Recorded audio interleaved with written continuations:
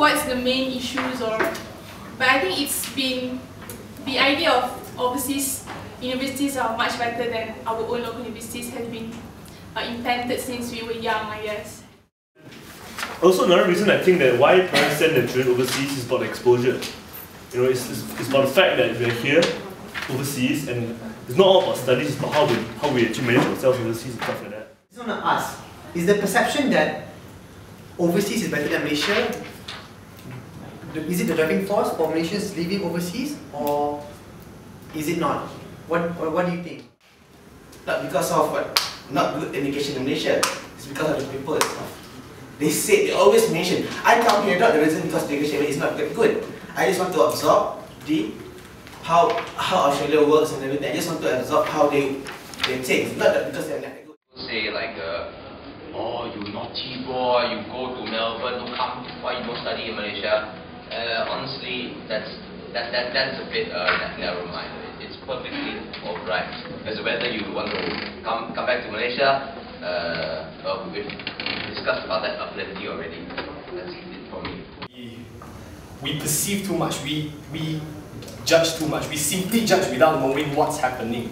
Of course he has to set an example, but he cannot say that because this minister sends up his son, he is implying that our education system is bad. And sometimes we have to see things from a non-political view. I think that maybe you see that Dato' Sri Samudi is a father, he wants the best for his son. Do you think that the Najib administration, okay, there's a technical term, the Najib administration is doing a good job to the point that you might consider coming back to Malaysia if you decided to stay here?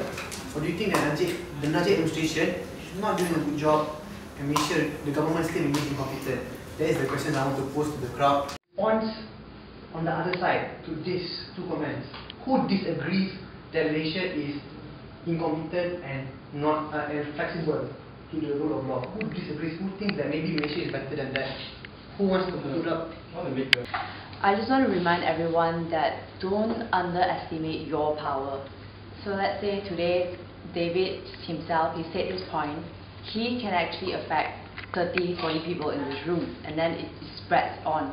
So you yourself, you affect your family, your extended family, so it goes on. So never underestimate what you yourself can do.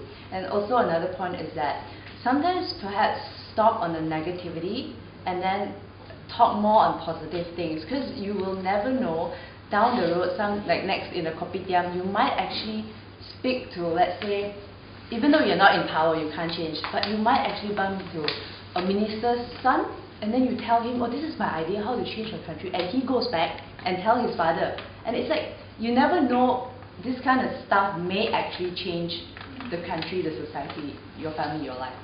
So positively. So I just want to ask a question to the crowd. I hope that when you leave this room, no, sorry, this is not a question. The comment is, when you leave this room, please don't, I hope you do take some initiatives to probably change yourself first and then help Malaysia in general, okay? Help the community that you're in now. I mean, there are many ways you can do this. You can join MASCA, you can join MAD, you can join us, okay? We need your support, because without the support that you give, we won't have success. But that is a slight shameless promotion. My question is, as a Malaysian overseas, what change have you done, or what change do you plan to do in Melbourne itself? Because we want to know. You know, this might be a personal question. Maybe you've done something that you can share with the audience that they might be inspired to do. Whether it's change that is negative or positive, according to some, but just share what have you done for Malaysia overseas in Melbourne, okay? Anybody wants to share what they've done? They asked us to essentially in the canteen throw the rubbish on the ground, then we take photos to pick it up and stuff. I was so upset by this. I was very disappointed with my teacher and the whole shtick that we had to do this. So what I did in response to that was I threw the idea out, and I got me and some of my friends. We got Tong Royong in the rainforest because I knew there was some rubbish there and it was a nice rainforest near my place, so I picked it up, picked some rubbish and threw it off. It's small bits, but at least it gave me comfort in that I actually helped out in some small way and not have to go through that bloody contradiction, because if there's anything in Malaysia that happens quite often, it's contradiction.